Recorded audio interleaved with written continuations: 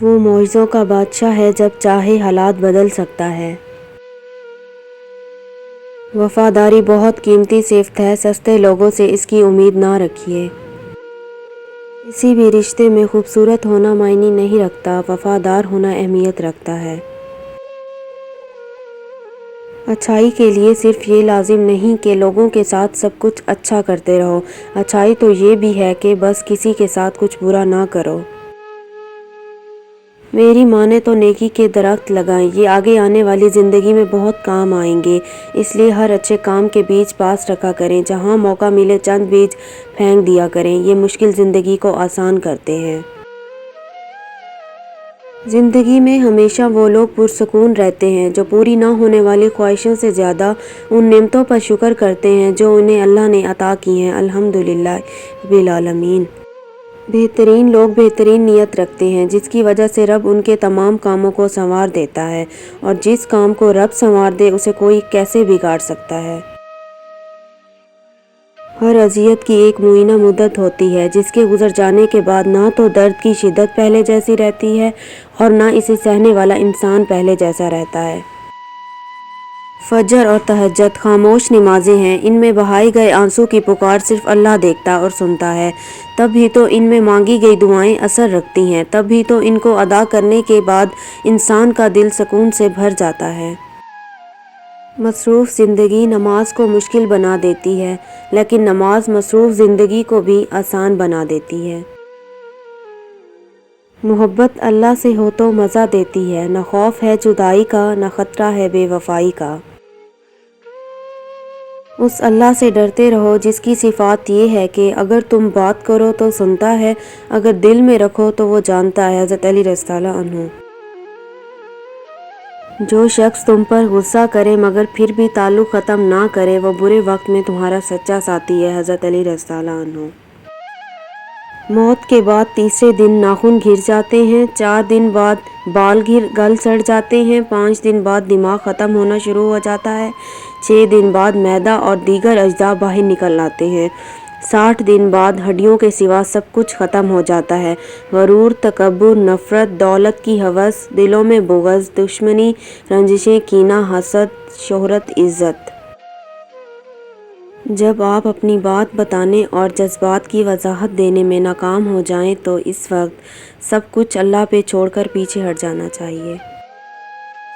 ہمیشہ اپنے رب سے پر امید رہو، کیونکہ اس پوری دنیا میں جتنی جلدی رب راضی ہوتا ہے اتنا جلدی کوئی راضی نہیں ہوتا۔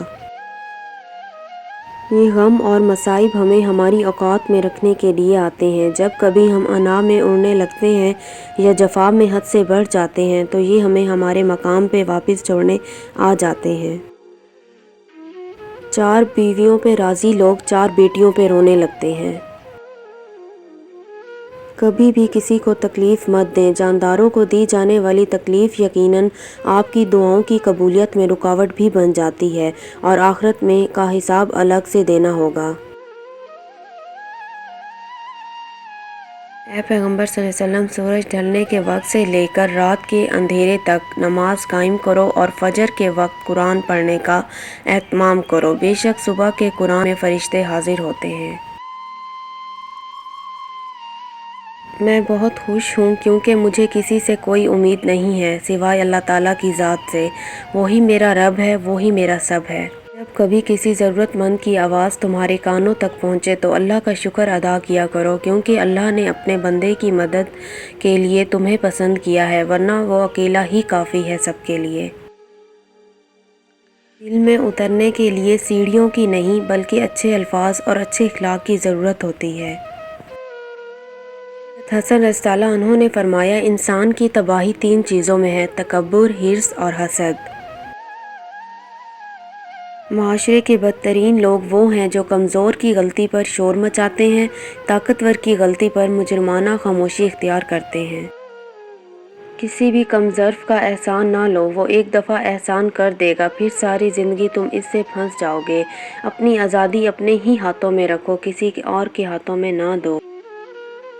اللہ تعالیٰ قرآن مجید میں ارشاد فرماتا ہے کہ جو کچھ تمہارے پاس دنیا میں ہے وہ ایک دن ختم ہو جائے گا، اور جو عمل تم اللہ تعالیٰ کے پاس بھیج دو گے وہ ہمیشہ باقی رہیں گے۔ رسول اللہ صلی اللہ علیہ وسلم نے فرمایا، آدمیوں میں سب سے برے قیامت کے دن وہ لوگ ہوں گے جو دو رخے ہیں، اور کبھی کچھ کہتے ہیں اور کبھی کچھ کہتے ہیں۔ رسول اللہ صلی اللہ علیہ وسلم نے ارشاد فرمایا، سب سے پہلے جو چیز انسان کے ترازوئے اعمال میں رکھی جائے گی وہ انسان کا وہ خرچ ہوگا جو اس نے اپنے گھر والوں پر کیا ہوگا۔ رسول اللہ صلی اللہ علیہ وسلم نے فرمایا، مؤذن کی آواز کو جن و انس اور جو دوسری چیزیں سنتی ہیں وہ سب قیامت کے دن اس کے حق میں گواہی دیں گی۔ حضرت محمد صلی اللہ علیہ وسلم نے فرمایا، لوگوں پر آسانی کرو، سختی نہ کرو، اور خوشی کی بات سناؤ، نفرت نہ ڈالو۔ حضرت محمد صلی اللہ علیہ وسلم نے ارشاد فرمایا، مریض کی عیادت کرنے والا واپس آنے تک جنت کے باغ میں رہتا ہے۔ رسول اللہ صلی اللہ علیہ وسلم نے فرمایا، اس شخص کے لیے ہلاکت ہے جو لوگوں کو ہنسانے کے لیے کوئی بات کہے اور اس میں جھوٹ بولے، اس کے لیے ہلاکت ہے، ہلاکت ہے۔ ایک چھوٹا بچہ اپنے دونوں ہاتھوں میں ایک ایک سیب لیے کھڑا تھا۔ اس کے والد نے مسکراتے ہوئے کہا، بیٹا ایک سیب مجھے دے دو۔ اتنا سنتے ہی بچے نے ایک سیب کو اپنے دانتوں سے کاٹ لیا۔ اس سے پہلے کہ اس کے والد اسے کچھ کہہ پاتے، اس بچے نے دوسرے سیب کو بھی اپنے دانتوں سے کاٹ لیا۔ اپنے بیٹے کی اس حرکت پر والد دھک رہ گیا اور ان کے چہرے سے مسکراہٹ غائب ہو گئی۔ تب ہی بیٹے نے اپنے ننھے ہاتھ کو آگے بڑھاتے ہوئے کہا، ابو یہ لیں، یہ والا زیادہ میٹھا ہے۔ ہم کبھی کبھی پوری بات اور معاملات کو سمجھنے کی کوشش ہی نہیں کرتے اور غلط فہمیوں کا شکار ہو جاتے ہیں۔ قرآن پڑھو تو دل بدل جائے، نماز پڑھو تو چہرہ روشن ہو جائے۔ کتنی دلکش ہیں رسول اللہ صلی اللہ علیہ وسلم کی سنتیں، عمل کرو تو زندگی سنور جائے۔ نبی صلی اللہ علیہ وسلم نے فرمایا، مومن کو کوئی تکلیف نہیں پہنچتی، نہ تھکاوٹ، نہ بیماری، نہ غم، حتیٰ کہ کوئی فکر بھی جو اسے فکر مند کر دے، مگر اس کے بدلے اس کے گناہوں کو مٹا دیا جاتا ہے۔ مال کو بند نہ کرنا، ورنہ اللہ بھی تمہارے لیے بند کر دے گا۔ جتنی بھی استطاعت ہو خرچ کرو۔ طوفانی رات میں جب سارے گھونسلے تباہ ہو جاتے ہیں تو صبح کو پرندے شکایت کی بجائے اللہ پاک کی حمد و ثنا میں مصروف ہو جاتے ہیں۔ زندگی ختم ہونے سے پہلے قرآن ترجمے سے ایک بار لازمی پڑھ لیں کہ پتہ چل جائے اللہ نے مسلم گھرانے میں کیوں اور کس لیے پیدا کیا۔ مسلمان گھر میں پیدا ہونا آپ کی نہیں، اللہ کی مرضی ہے۔ بدبخت ہے وہ شخص جس نے اپنی زندگی کو بدلنے کے لیے ہزاروں کتابیں پڑھ لی لیکن قرآن مجید اس کی الماری پر پڑا گرد آلود ہوتا رہا۔ دنیا کی ایسی محبت جو دین سے روک لے، جو آخرت کی فکر سے آپ کو ناواقف کر دے، یہ دل کی موت ہے، اور دلوں کا مر جانا انسان کے مر جانے سے زیادہ دکھ والا ہوتا ہے۔ اس بات کو آپ نے اپنی آنے والی زندگی کے لیے سمجھ لینا ہے اور دل میں بٹھا لینا ہے کہ آپ پر کوئی مصیبت نہیں آتی اگر اللہ کی اجازت نہ ہو، آپ کو کوئی مصیبت دے نہیں سکتا اگر اللہ تعالیٰ اس کو روک لے۔ رسول اللہ صلی اللہ علیہ وسلم نے ارشاد فرمایا، مسلمانوں اگر تم میں سے کوئی چاہتا ہے کہ وہ اللہ سے باتیں کرے تو اس کو لازم ہے کہ قرآن پڑھے۔ قرآن پاک کو تنہائی کا رفیق بنا لیں۔ اگر کسی دن قرآن پاک نہ پڑھ سکیں تو دوست کی طرح اس پر ہاتھ رکھ دیں کہ کل اچھی طرح ملیں گے، بہت سا وقت اکٹھے گزاریں گے۔ نبی کریم صلی اللہ علیہ وسلم نے فرمایا، تم اللہ کی طرف رجوع کرنے کے لیے قرآن سے بڑھ کر کوئی اور ذریعہ نہیں پا سکتے۔ دنیا کی محبت سے اللہ نہیں ملتا، مگر اللہ کی محبت سے دنیا اور جنت دونوں مل جاتی ہیں۔ دل بہت قیمتی ہے، کوشش کیجیے اس میں وہی لوگ رہیں جو رہنے کے قابل ہیں۔ زیادہ سوچو نہیں بلکہ زیادہ سے زیادہ استغفار کرو، کیونکہ مسائل و مشکلات زیادہ سوچنے سے نہیں بلکہ زیادہ استغفار سے آسان ہوتی ہیں۔